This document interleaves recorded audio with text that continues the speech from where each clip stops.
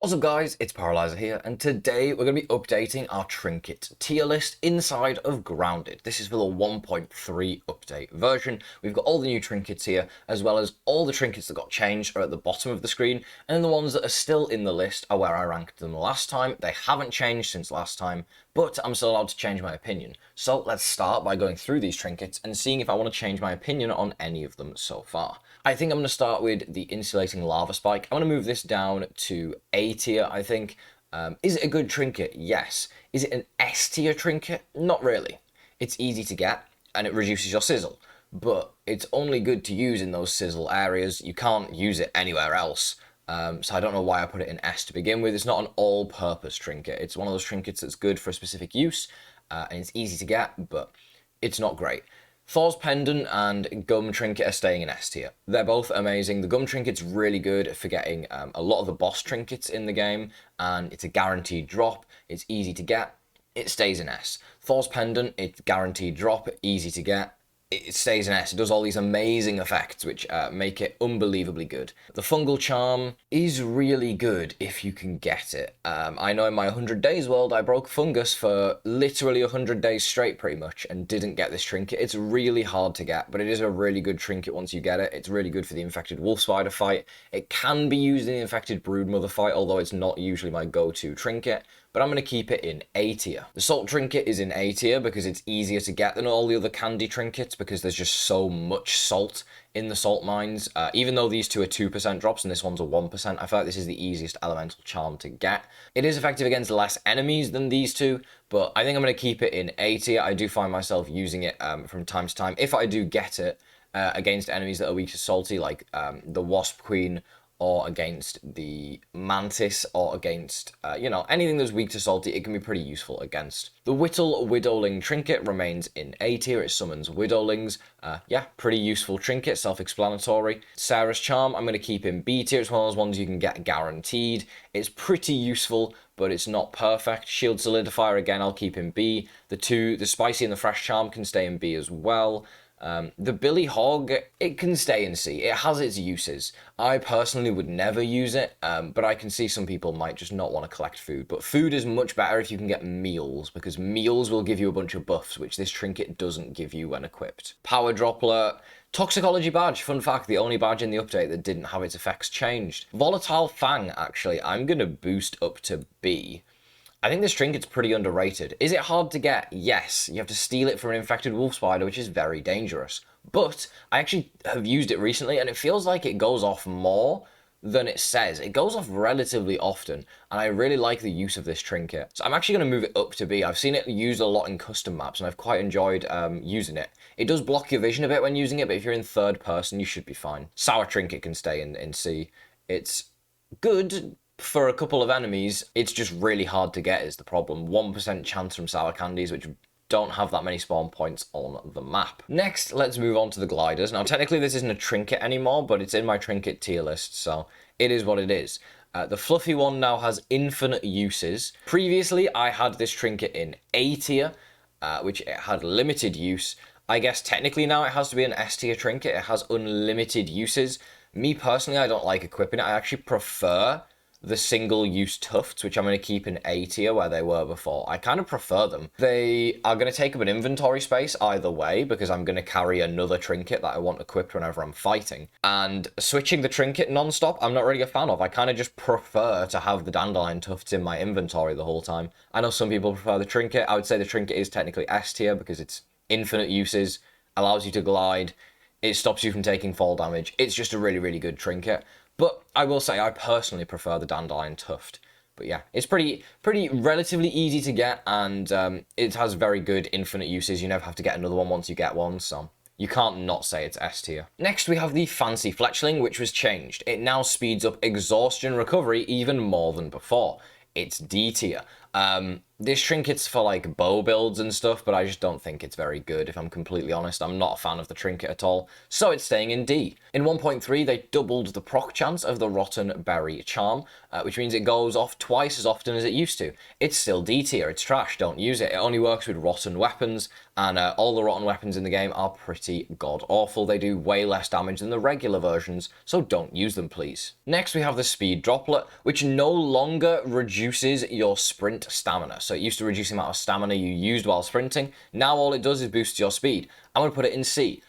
It was previously in B tier. I've moved it down because they've removed an effect from it, so it's slightly worse than before. It doesn't boost your speed by much, and it is the biggest pain in the world to get as a trinket, because you have to steal it from aphids. You can't steal it from your pet aphids anymore, you have to steal it from actual aphids, and it's just an absolute pain unless you do like a bunch of reloading and stuff, so I really don't recommend you get this trinket. It's not worth the time, to be completely honest. Next we have the Broodmother and Infected Broodmother trinkets. Now these were both changed so that they double the damage dealt by player summons on top of their other effects. Previously, I had both of these in C tier. The Broodmother trinket increases your summon poison, and now, the new effect, it now doubles all summon damage as well. This would obviously combine with Mom Jean's Mysterious Stranger, an Apex Predator's effect from the Bard's Bow, which summons wasps, and you could make a pretty good summoner build. However, it does mean you can't use the Whittle Widowling trinket in combination with it,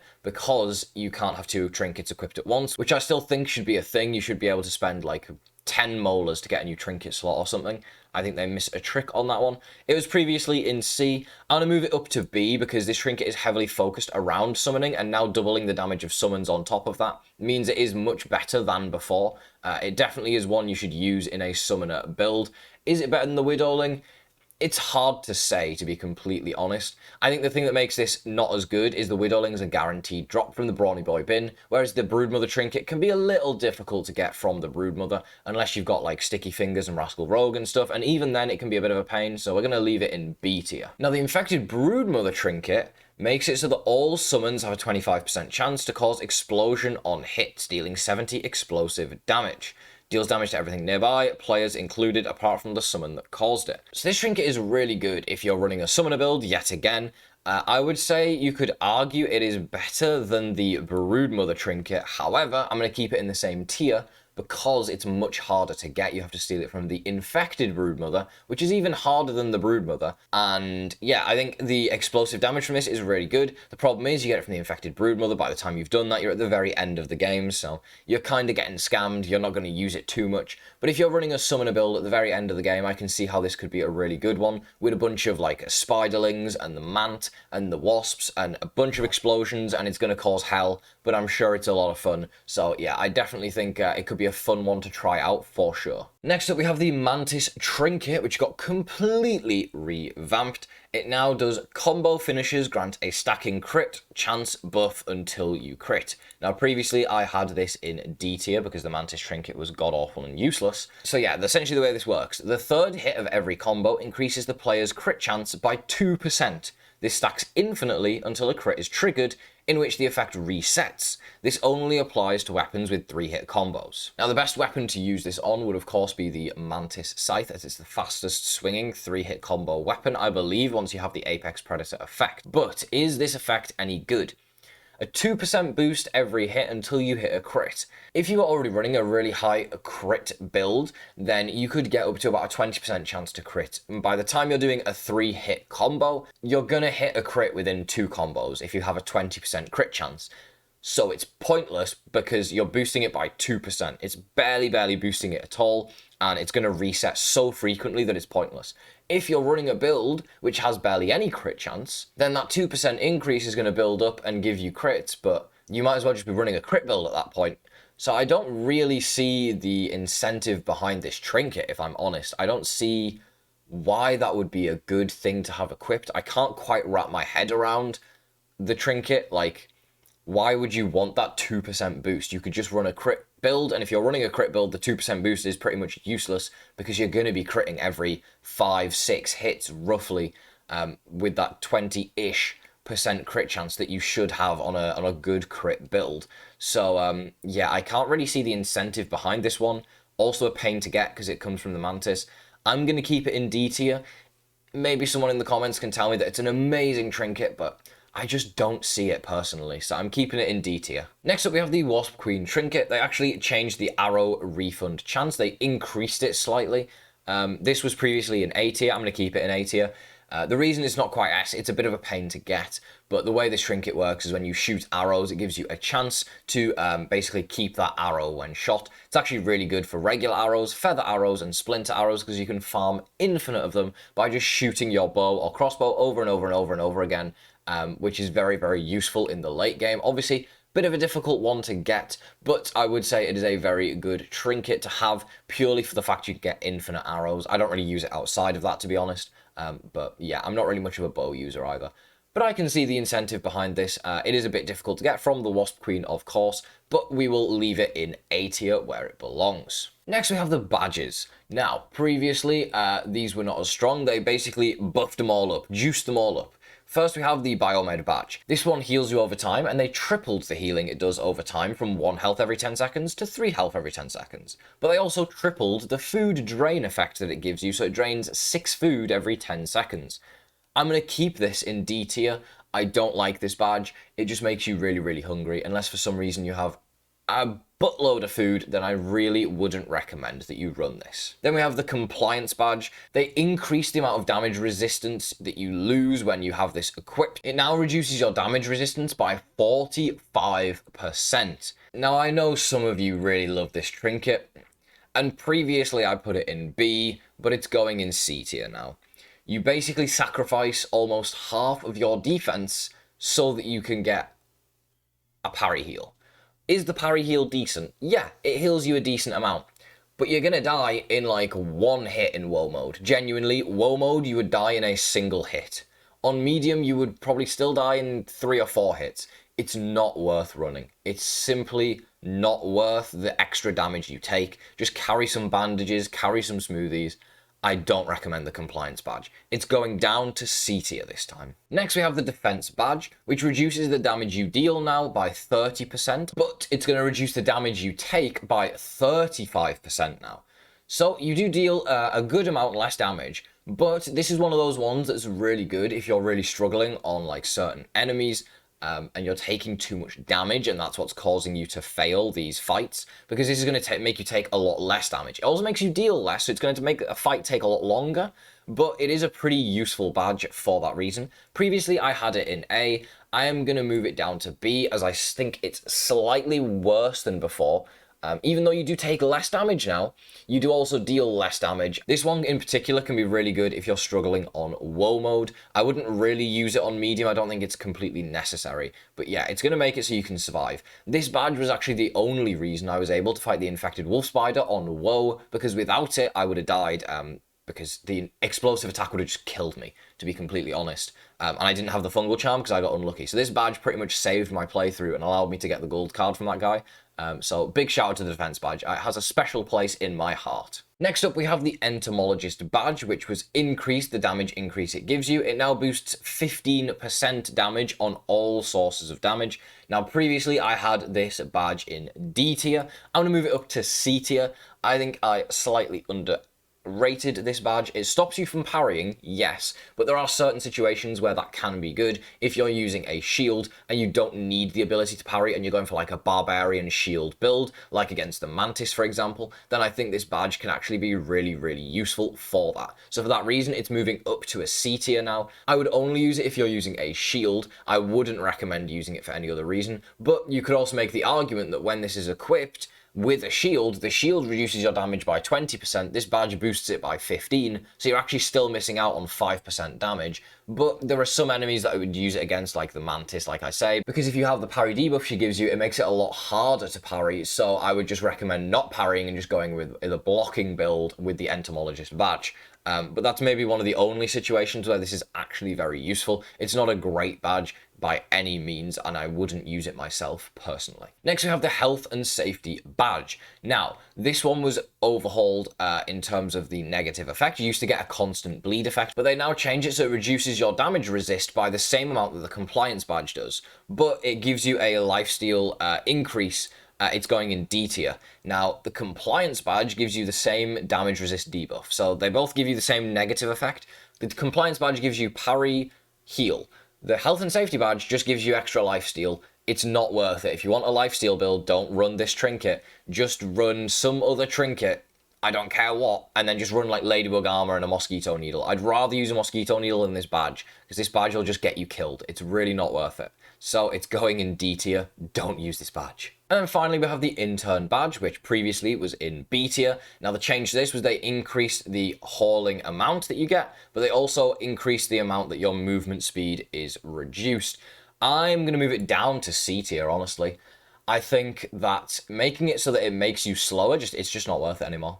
Just put on Hauling Hero. You don't need the extra, like, 10, 15 from the Intern badge. Just don't bother. Just put on Hauling Hero and move on with your life. You can carry, like, 30 with Hauling Hero and, like, a pupa hat and a few other things. You don't need this badge. Seriously, it's just not worth it for the movement speed decrease. You probably save more time being faster not having this badge equipped than you do having the badge equipped, to be completely honest. So it's getting moved into C tier. Next up, we have the new trinkets in Grounded 1.3. The moment we've all been waiting for. What do I think of these trinkets? Now, the first three we have here are all craftable trinkets. That's right, you can get them at the very start of the game. I'm going to put the Astonishing Acid in B tier. This one makes it so the third hit of a combo does 10% more damage. Now, you might think that's not very good. Yeah, it's not very good, but it's craftable and you can get it at the very start of the game. So for that reason, it's going in B tier because it allows you to do more damage from the start of the game. There's no downside to it. The only downside, it costs a little bit of resources. But there's no reason not to get this at the very start of the game and have it equipped, unless you somehow get really lucky and get like a fluffy dandelion tuft, for example. Then I probably just wouldn't bother even making this. Then we have the Nifty Needle. This is going to increase your charged bow shot damage by 25%. Now, I'm not a fan of using the bows at all. But I'm also going to put this in B tier because it's easy to craft. If you're a bow player, I think it'd be pretty useful. And there's not many trinkets that are going to boost bow damage or help with bows in general. So I think this is a pretty good bow trinket, to be honest. It's one of the first good ones because the Fancy Fletchling ain't great. And there's not really anything else on there other than the Wasp Queen trinket, which doesn't really help do more damage. So I'd probably put this in B tier and say maybe try it out and give it a go. It's obviously only going to work with regular bows. It doesn't work with crossbows, which is usually what I use personally. But with the Bard's Bow, it's going to boost your damage a bit. It's going to be pretty useful. So for that reason, it's going in B tier. And then we have the Sturdy Shell, which is going to increase your resistance to attacks from other players or self-harm damage, like explosives, by 50%. Now, personally, I just use the mutation slot here to get battle buddies. I'm going to put this in D tier. I just use a mutation slot and get battle buddies because you have 5 mutation slots and only 1 trinket slot. So if you use one of your mutation slots on battle buddies, which reduces it by 75%, then it's better than using your only trinket slot, which reduces it by 50%. So for that reason, it's going in D tier. Obviously, it's cool because you can get it at the start of the game, and you can use it up until the point you get Battle Buddies, which is after you get the Forgotten Chip from within the Brawny Boy bin, but I just don't think it's worth using. I'm going to be honest, it's going in D tier. Although I can understand that until you get that chip, it could be useful to have for if your teammates are running like a pinch whacker, for example, and you don't want to get shocked as much. It can be good for that situation, but I just really don't think it's that good at all, so it's going in D tier. I am going to rank the web clippers despite them not being in the game technically. You can only get these in playgrounds, and what they do is they double your damage to web sacks. Would this be useful if it was in the game? Probably not. I probably would never use it. It doubles your damage to web sacks. I guess it's good if you're trying to farm parts from web sacks, but very, very little use here. I'd probably just run another trinket anyway. Yeah, not really my thing. Next, we have the Unstable Capacitor. You get this from Tase by killing them during the Orc raids that you can do now in the backyard using the Waft Emitter. When this is equipped, every attack has a 10% chance to produce an electrical AoE explosion that deals 30 extra damage and 15 extra stun. Is this a good trinket? I'm going to say, yes, it's a pretty good trinket. It's going to go in B tier for me. I like the idea. I like that it's a 10% chance to proc. I like that it gives you damage and stun.